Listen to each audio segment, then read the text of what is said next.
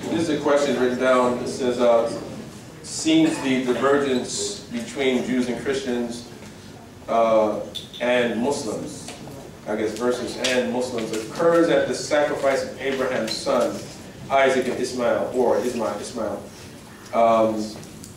or it's the intervening sacrifice. How is that explained? How is that explained, please? Well, I wouldn't necessarily say that the divergence between Christians, Muslims, and Jews is at the sacrifice of Abraham's, or the diverted sacrifice of Abraham's son. I would say that that has become a point of divergence between Arabs and Jews, not between Muslims and Christians and Jews. And I say that in that we find in the Muslim tradition, the Islamic tradition, that first and foremost the Quran, although it does speak about the event or the story of the sacrifice, the Quran never says who is the actual son that was sacrificed. Now, there's enough information in the Quran for us to assume that the likely person or the likely son of Abraham was Ishmael, as opposed to Isaac. But we do find at the same time in our additional sources other than the Quran that many of the early Muslims actually said that it was Isaac. You see? And so there's not an agreement amongst Muslims. There's never really been an agreement, although we say the majority of Muslims are of the view that it was Ishmael. Now, I think it's important to ask the question about why the Quran doesn't say exactly who it was. And perhaps the reason has everything to do with the fact that we're talking about it all the time. That maybe that is what God wanted to divert us from doing. Because, so if it was Isaac, well, that means God loves us more. If it was Ishmael, that means God loves us more, right? That's what it's about, right? Yes. But the Quran doesn't say who it is. It doesn't say which one it was. And for me, that is indicative of the of God wanting us to focus on the lessons of that event, not to focus on what those people, what lineage, their bloodline, and things like that, you know, so that we can start to arrogate ourselves and say, "I'm better than you," you know, and because God loves me more than He loves you. So I don't really think there's a point of divergence amongst Muslims because really the Arabs descend from Ishmael, and the Jews they descend from Isaac, as we know.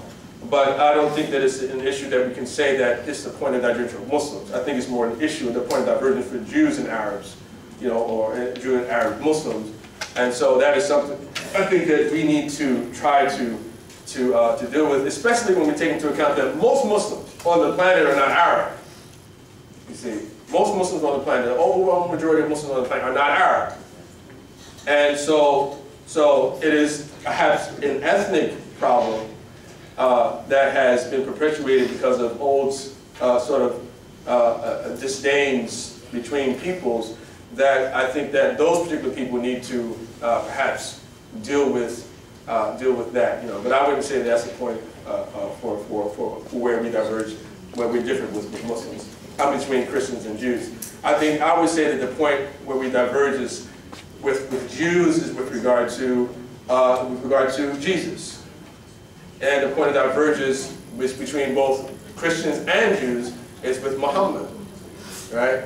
And in particular, when we talk about Jesus, that the point of divergence between Muslims and Christians is with regard to whether or not he's the Son of God or whether he's God, right? And with regard to Jews, it is that the Jews generally don't accept him as a messenger of God or as the Messiah, whereas we do.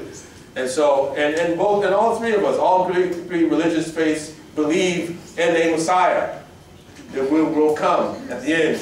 You know, the Jews generally do not accept that to be Jesus, but Muslims and Christians do. So there are a lot of points of similarity between us, and so there's wisdom in all of our books that can be extracted from it and spoken about and commented on for a long time. One person says, listen to your lecture, I heard you talk about progression. Do you believe that Islam is always changing? I would imagine that this person's definition of Islam is what Muslims represent. Our religious faith is, because like in one sense, Islam is a word that means surrender, that means submission to God. And in that sense, in Muslims, you've probably heard it from Muslims before, that all of God's messengers were Muslims. Moses, Jesus, Abraham, Noah, Elijah, right? David, Solomon, all of them were Muslims, because all of them surrendered their souls to God. Because that's what a Muslim is. But the Muslim in this particular sense, with relationship to the Sharia brought by Muhammad, peace be upon him, then that's a different story. So to answer that, well, let's answer the first. As far as the first, yes, I believe that there's a progression in the law. There's always been a progression in the law. I mean, think about it. If we all believe that we came from Adam and Eve, right? So they were our mothers and our fathers, mother and father. And they had children. Okay? Where did the rest of us come from? I mean, so he's a brother and sister, right? Right. Brother and sister, what do we call that? What do we call it now? Call it incest, right? But how else would we get here? How else could we get here? I mean, if we don't accept that there's a progression in the law, and God can make lawful what He pleases and what He can make unlawful what He pleases, then we can't explain, we can't really justify that. Unless we say, okay, well, Adam and Eve, they had, and then some other people, they grew up, they kind of grew out of the ground over there, and some other people grew out of the ground over there. So in that sense, yeah, there's a progression.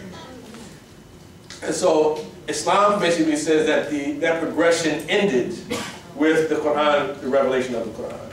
It ended with the revelation or the advent of Muhammad.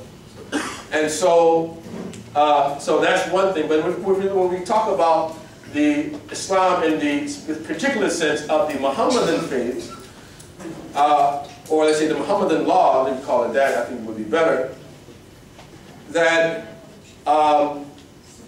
there has always been, from the time of the death of the Prophet Muhammad, peace be upon him, and all the other prophets as well,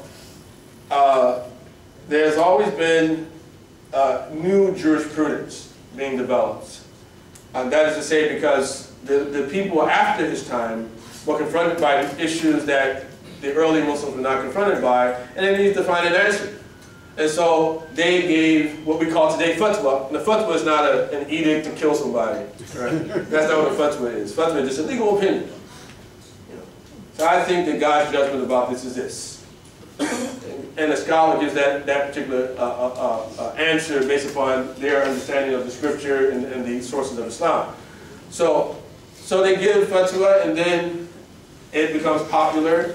And then other scholars give fatwa, and at certain times a pseudo-consensus is developed, and those things are represented or they are held up as an established Islamic precept or principle, right? And others remain in the minority class, and the development of different sects, the different schools of law. So there's always been a progression in that sense of the jurisprudence. The difference between that and what existed during the entire time of the Prophet Muhammad was that it was very clear during his time what God had given him. After that time, it was just simply an effort to try to determine what everyone thought God would want for them to do. This is all interpretation after that, you see. So when we find in different countries, in the Muslim countries, you have Nigeria has one particular, it supports one particular law school. Saudi Arabia, that they adopted a particular law school. Pakistan has a particular law school. Egypt is adopted a particular law school. And we you know, and a lot of times the more, I guess, just scary sort of injunctions are showcased on the media, and it's like, oh, well, we don't want that stuff here, you know. And so, but not realizing that the Sharia law in those contexts are really nothing more than an expression of a ruling that has been passed down in a school. That is an interpretation of the Sharia, which is subject to error, right? We don't know for certain if that's what God would have wanted us to do in those situations. But we would accept that perhaps, you know, it might be, you see, but we can't say for a certainty. So in that sense, there's a progression. But there are certain bedrock teachings of the religion that don't really change. They don't change. And then there are others that are constantly changing. And scholars refer to them as the qat'iyat and the thawabit. Those things that can change or do not change at all, then others that change according to circumstance. Oh, sorry. I need to kind of shorten my answers. Please tell us more about what the Quran says about Mary, the mother of Jesus. Thank you for your presentation. Basically, the Quran tells us that Mary, peace be upon her, had been, when her mother was pregnant with her, that her mother, being a very devout woman that she was, that she prayed to God, that she wanted to make her child an offering to God, and she prayed that God would protect her and raise her upon piety. It teaches us about Mary being one who secluded herself and devoted herself to worship, and during one of those instances that she had been visited by the angel, and the angel came to her telling her that he came to deliver to her this child. And so she said that in the case, how can I have a child that no man has touched me? And so the angel assured her that God can do whatever he wants to. And so this is what we learn about Mary. We learn about Mary being a saintly woman, that she was a woman who during the winter that she was found, was able to find the fruits of the summer. And during the summer, she's able to find the fruits of the winter. You know, and Zachariah entered upon her one time and found these fruits and said, well, where do you get this? You know, where do you get this? Well, how do you get this stuff? And he said, that's from the bounty of my Lord. You know, so Mary, we find a very devoutful type of woman mentioned in the Quran. And so it makes it clear that the virgin birth is something that is confirmed in the Quran. And so, in short, that's what it says. Yeah. Some Afghanis, people from Afghanistan, said they killed people because an American pastor burned the Quran. Should American Christians have spoken out against the burning? Yes, I think so. And at the same time, I believe that American Christians should have spoken out against the killings, those Muslims who killed those people there as well. And I think Muslims should have spoken out against the burning, and should have spoken out against those Muslims who killed those people there. It had nothing to do with it. Because, come on, listen, it's like he burned the book. So, is there something in our book that tells us that somebody burns the Quran, you kill him? I mean, where does that come from? I'm mad because of my religion, and then all you do is reinforce the idea that your religion is violent. That's all you do. So that's the short answer.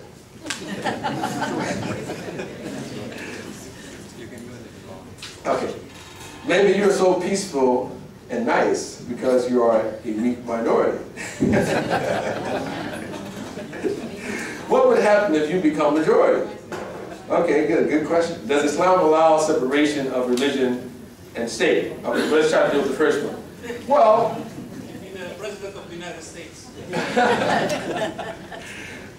Well, I mean, you're asking a question that really is kind of like you're sort of asking me to self-psychoanalyze.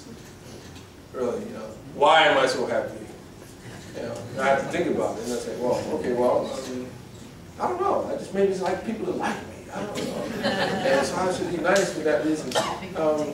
I don't think that's why I'm nice. I think I'm nice because my Prophet Muhammad taught me to be nice. That's why I'm nice. You know, he says, you know, to give to those who take from you.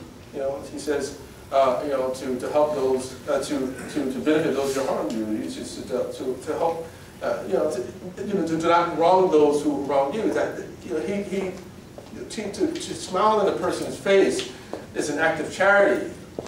It's an act of charity to smile in a person's face. I mean, that's what I believe. Now, I mean, I guess maybe I can go to some sessions to find out perhaps there's some other things deeper down in me that reveal that this is something a little bit more than that.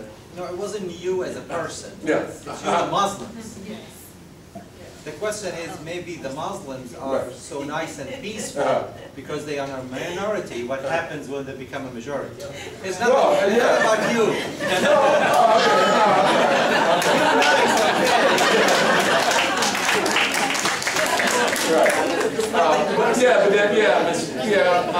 I mean, you know, it's asking me to express an opinion about the psychological state of an entire group of people. You know, some who I know and some others I don't. And so I think that there could be some validity in that. I mean, I think it's a legitimate fear. I mean, that people would think that, okay, well, they're weak right now. They're politically weak. They're militarily weak. And so, but if they get strong, then something else is going to happen. I mean, we've seen that. We've seen, if you look at the beginning of Christianity, that the early Christians, they were persecuted, not only by the Romans, but by the Jews themselves. They were persecuted by the Jews. And then once the Christians got strong, you know what they did. Yeah. So there's a precedent for it, for us to think that way. It happens, you know, in a lot of different cases, and that's only just one example. You know. And so it is a good question to ask, and I think it's a real concern. And so that would mean that as believers, as let's say, as people who are minorities, we do need to be very careful about our motivations when we do these type of programs in particular. You know, so it's like, am I self-certain? If I'm just trying to protect, is this just simply about self-preservation, right? Yeah, or am I genuinely inviting people into this particular place of worship in hopes that we really develop a sincere type of brotherhood and sisterhood or fraternity, sorority, whatever. And you understand? So I do believe it's a legitimate question to ask. I think that on the other hand, and I'll say that Muslims, like other people, are not much different in that we just want the basic freedoms and securities that everyone else, they aspire for, they look for. You know, they want to. You know, they come here, they want to thrive, want to flourish. And most of those, in particular, most of us who have immigrated here to the United States and have gone to school, become engineers and doctors, you know, live very well. And people don't just simply wake up one day and say, you know, I'm wrong, I'm going to blow myself up. I mean, when you have everything, you know, that, you know, I'm economically sort of I'm okay. My children are going to school, they're getting good education. You know, well, you know what, today, I don't feel so good today. I got the house is too big, the pool is too beautiful, I got too many cars, it's time to go. I just don't think people do that. And there was another part here, does Islam allow separation of religion and state? Yes, I mean, in the sense, let's say that Muslims are allowed to live as minorities in non-Muslim polities. This has been the case from the very beginning of Islam, that from the early period, known as the Meccan period, when the Muslims were being persecuted, that the Prophet actually sent many of his companions to Abyssinia, where there was a Christian empire. They sent them there, and he said about them, go to this king, this is a righteous king, no person is wronged in his presence. He even praising the Christian king. Go live amongst them.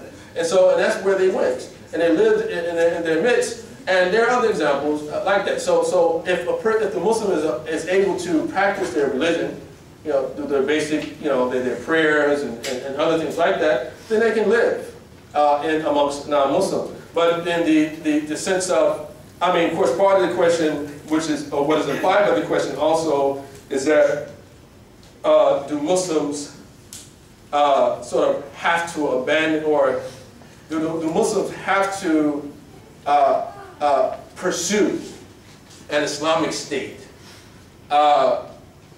And that becomes problematic too, because the Islamic sort of, we call it a polity right now, that did exist, once existed, or the Khilafah, was pretty modern. It wasn't before the development, the establishment of the nation state. So to call it a state, you know, and understand it in that sense as nation state, it's not really, it's hard to characterize it that way. It was a pre-modern sort of arrangement. But I think an important question to ask is not whether Muslims have an obligation to do so, but I think is that should Muslims be given the right to have their own sort of, to govern themselves? Should they not have, because that's a better question, I think. Say, why should Muslims not be allowed to govern themselves according to their own particular laws? You know, I think that is an important question to ask. You know, that doesn't have to be in America. Again, people scare people. Oh, there it is. No, it doesn't have to be in America, but in general. I mean, if a country decides that it is setting itself up according to Islamic values, quote unquote, I mean, what is the problem with that? Other than simply to say that it can't be good. Why? Because it's not what we're doing. You know, and I think that's arrogant. You know, because it has to be the way we do it, because nobody does it better than us. And so, and there are a lot of things to consider there. Kansas recently outlawed Sharia law. How should Americans respond to such propositions? Well, I mean, I think that first and foremost, you should ask the people in Kansas, what is Sharia law, to define it for us. Yeah. So what are they outlawing? It's like, yeah, it's right against this stuff. You know, what is it you're against? I mean, are you against preservation of the family?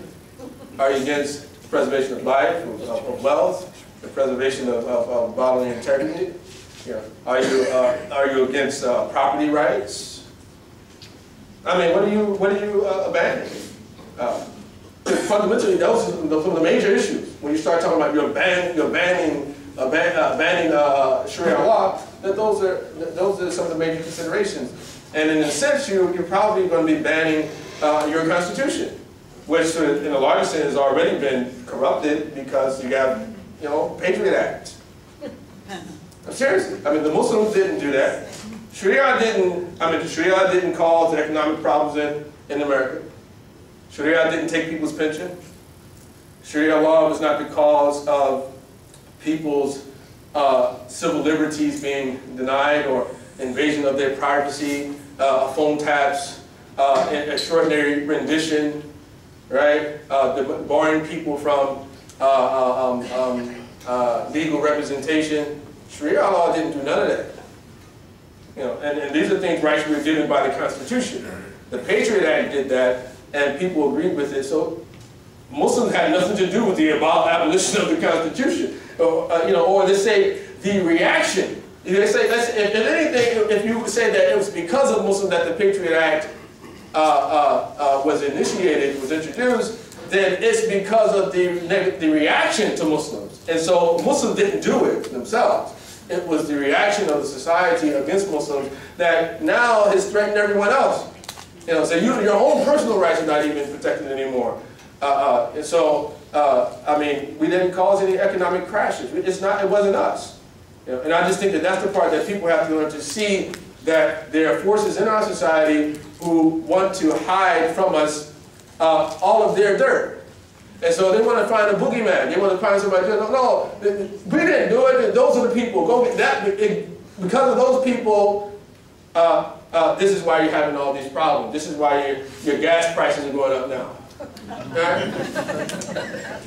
Realistically. And so I just think we need to seriously consider those type of issues. Did you have something on the lines of that? Is there a short version of Sharia law that non-Muslims could read and understand Sharia law better? Is there a short version? So that's difficult to get your short version.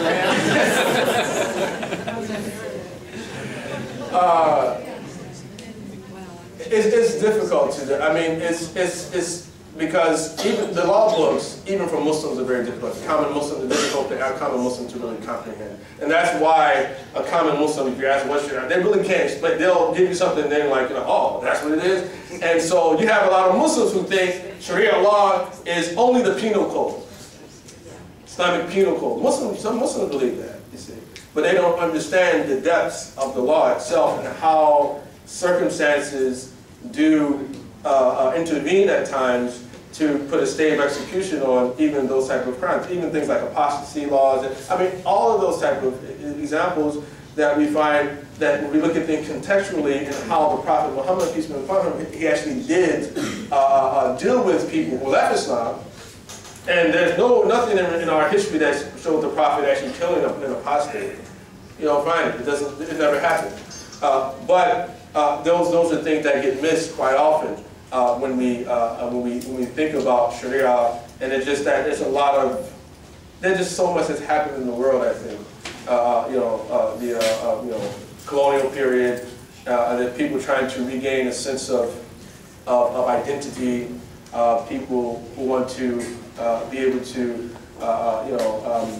live a dignified existence, and they feel that those efforts have been thwarted time and time again by European colonialism, things like that. And so some people may be inclined towards very radical types of interpretations of things because it serves their interests, and it helps them to quench their thirst for blood, you see.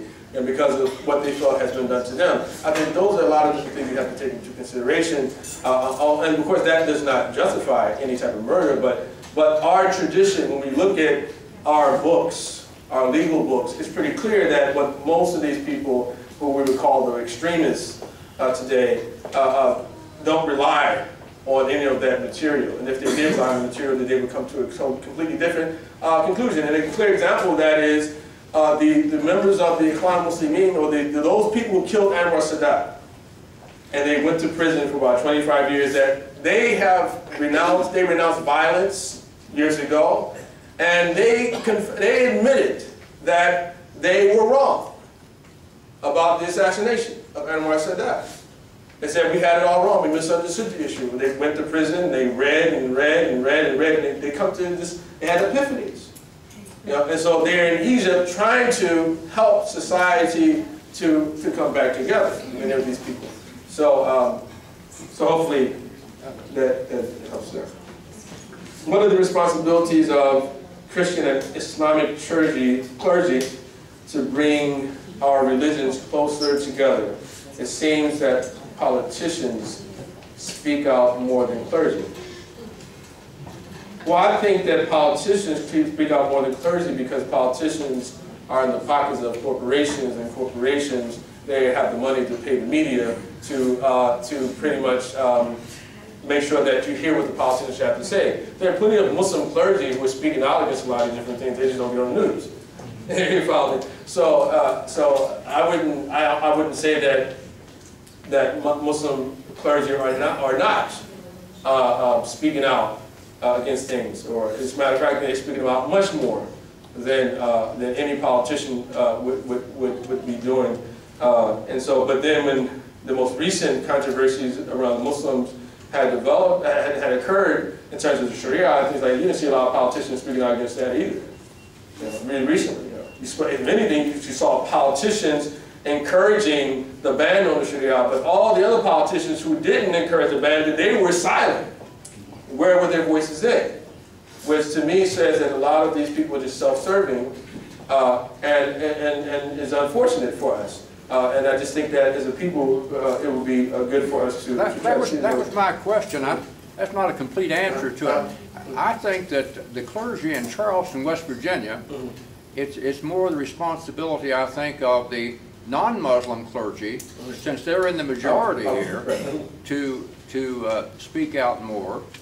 The Christian and Jewish clergy should speak out more about us all getting together, Right. because you only have one mosque here.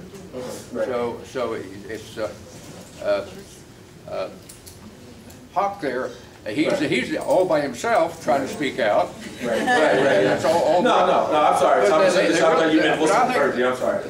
The people tend to follow the clergy to some degree. Yeah, exactly. Yeah. And they kind of believe what the clergy says. Right. And that's maybe historically, down through the ages, that's part of our problem. Right. But now, as leaders, they need to speak out and say, we've got to get together and get rid of some of these myths and do better. Yeah. Yeah, no, I agree. I think it's the Christian and the Jewish clergy responsibility more than... No, I agree. I definitely, I think that definitely Christian clergy. I mean, because if you truly believe in the principle of love thy enemy, I do think that I don't believe that Jesus would be in favor of anybody being demonized. I mean, as he was demonized himself. Well, it's West Virginia is sort of a backward state in a way. 50 years, the people out in the rural counties, they all hated Jews and Catholics. Well, that's not true anymore. Right. And Muslims are the Johnny-come-latelys. You haven't been here as many years as the Jews and the Catholics. And that problem, and the people from Africa, that's over with now. But now we have a Muslim problem, and we should get it over with too. Right, yeah. No, but I would just sort of get one caveat. I totally agree with that. There's one caveat. I would argue that the Muslims are not, Johnny-come-latelys. The Muslims have been here just as long as anyone. Well, they have, in a way. No, I just mean like it's Kunta Kinte. In number.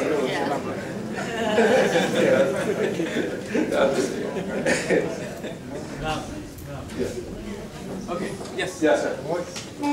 Thanks to your email and me, we kind of become friends.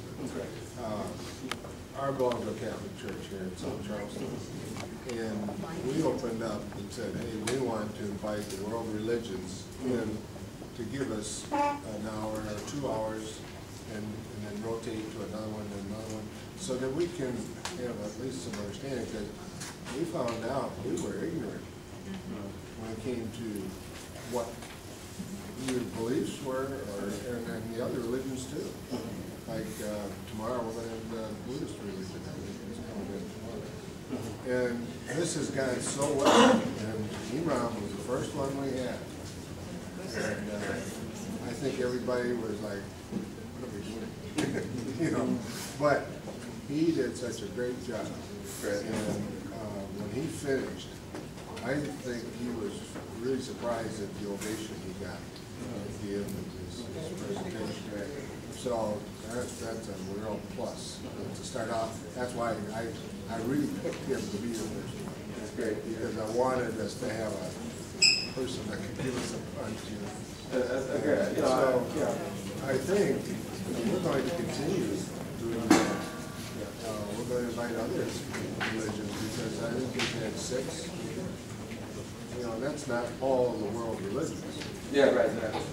Yeah. And I think what we're trying to do is to say, how can we understand better, and how can the people who come and talk to us and meet with us, how can they understand better?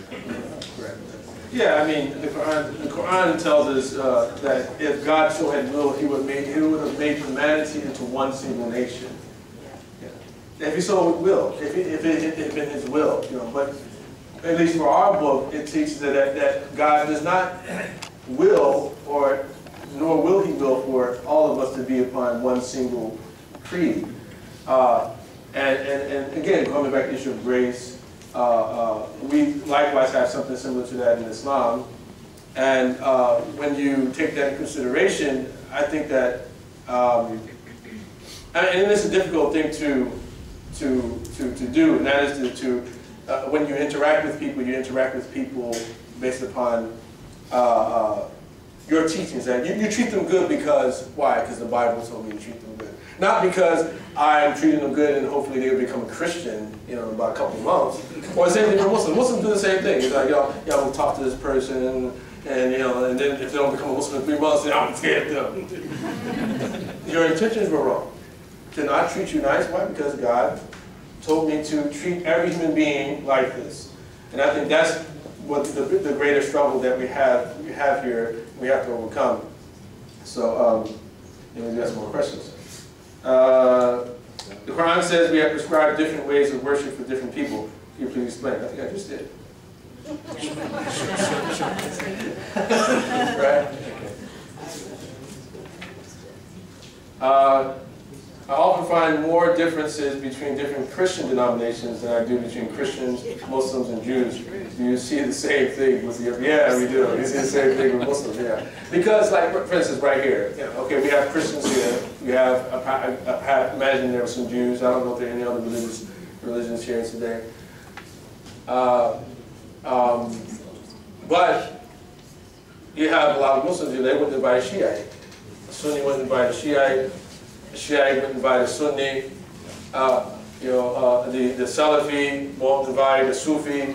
The Sufi won't invite the Salafi. To try to dialogue and try to come to some understanding. Now, in some cases, some people are just totally unreasonable. You just can't reason with some people, so you can't. You just say, I'm just not even going to extend an invitation. But I do think it's a fundamental problem. It's that it's like we become these ideological imperialists.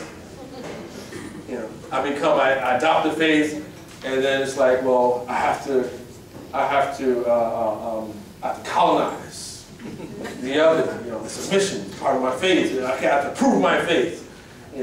And I learn all this stuff to argue and debate and go there. Your book says this, and in hopes to bring people over.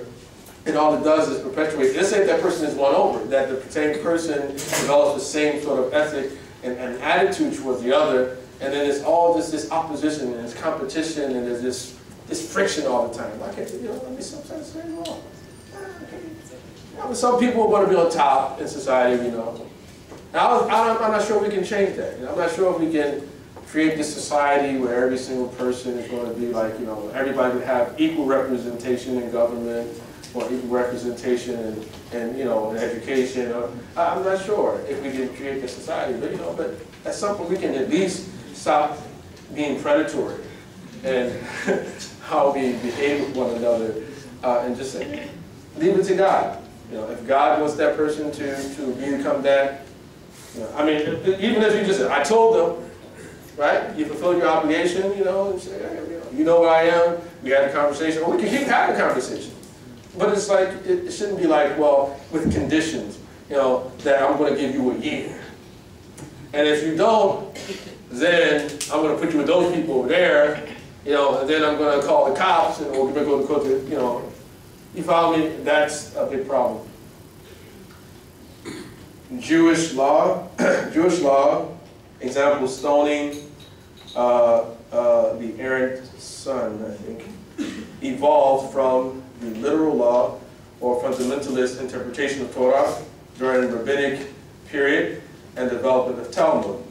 Do I hear an analogy in your contrast in developing Sharia into modern or evolving laws from literal interpretation of Quran? I think that there are a lot of similarities. Again, to be completely honest, between our particular different faiths, that what is known as normative doctrine, or we call orthodox doctrine, originally was not orthodox doctrine or normative doctrine. And so there's a lot of interpretation in the religion that led to, let's say for instance, we have manuals of religious dogma, for instance. I don't want to call it catechism, but it's a little bit different. But we have manuals of religious dogma that have been passed down to us from centuries ago. And a lot of the articles of faith or the clauses we find in those doctrines relate to matters that appeared after to Prophet Muhammad's life. And so issues of like, for instance, predestination. We know the Calvinists, and we have, you know, Lutherans, and we have, you know, how do you understand predestination? We had similar things happen with us. Because Shiites, they have an understanding of predestination, and Sunnis generally have a different understanding in certain areas as well. And so you do have some eclectic sort of models of, you know, basically sort of borrowing from other cultural and religious traditions that kind of been incorporated into a lot of these different things. But there's more so in doctrine, but also in some senses in the law. And so basically, I wouldn't say that, let's say if we're talking about the matter of stoning, or let's say the matter of theft, whoever asked the question, that it necessarily means that I'm not promoting or saying that Islam no longer says, or the Quran no longer says, that if a person steals, according to the conditions stipulated, that the punishment or the possible punishment could be or could not be having their hands severed. I'm not saying that it's abrogated. What I'm implying is that circumstances dictate whether or not those punishments will be enforced based upon a clear determination of whether or not the wisdom that God had initiated or had in mind when He prescribed that particular penalty is taken into consideration, and which means that the governor has the discretionary authority to determine if those injunctions are going to be carried out. This is not a decision of the common Muslim. The common Muslim is not our concern. And a person apostatizes, I'm not going to kill him. But that's not my job. I'm not going to kill the person or go chop off a person's hands or whip their back if they commit adultery or something. That's not my job. You know, because that's for those who have the capacity to enforce those types of laws. They call it Ahkam Sultaniyya. The scholars have talked about that historically. That those are not concerns of the masses, those are concerns of governors. And so once they become the governors, then they have to consider all of the different issues that come up to determine whether or not they're going to enforce those type of issues.